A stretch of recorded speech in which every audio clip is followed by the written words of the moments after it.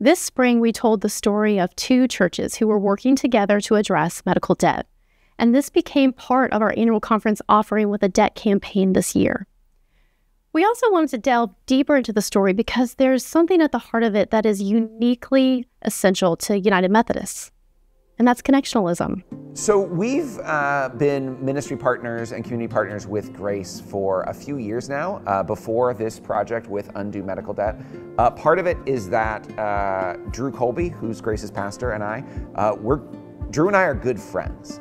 And so we talk together about ideas in ministry. We're here serving the similar community in Western Prince William County, and we've learned that we can do more together than separately. Yeah, I think this is a story definitely of a partnership in good ministry that really couldn't have happened if we didn't have existing relationships with friends and colleagues at other churches. And we've learned that it's good to partner. So we partner for all sorts of things. We partner for worship services during Holy Week, which is great for our church that doesn't have a space that we can use midweek because we worship in an elementary school.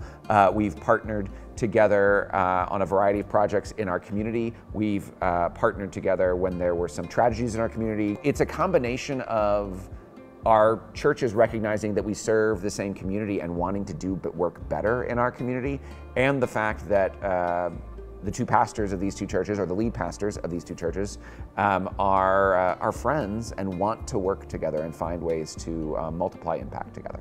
I'm not so sure that connectionalism is something we have to live into. I think it's really just basic to who we are. I think it's been a part of the Methodist strategy or Methodist ecclesiology from the beginning. We are so excited about the gospel that we want everybody to be able to hear about it. And so we're willing to work together so that even just geographically, we've got all the places covered. And that requires connectionalism over competition.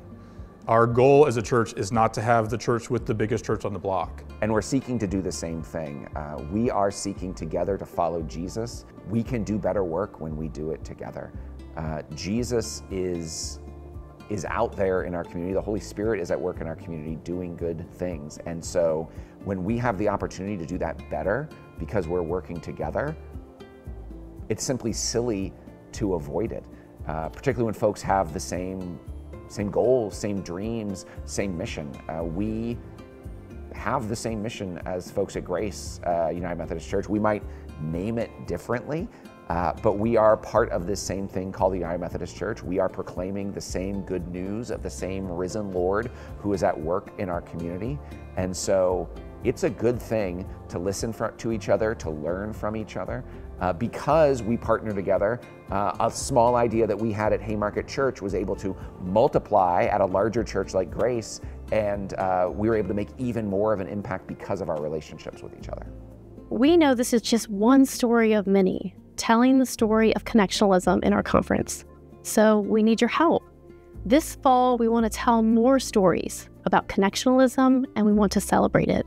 So please email us at communications@vaumc.org to tell us the stories of connection happening in your local churches, between districts, within the conference, and around the world.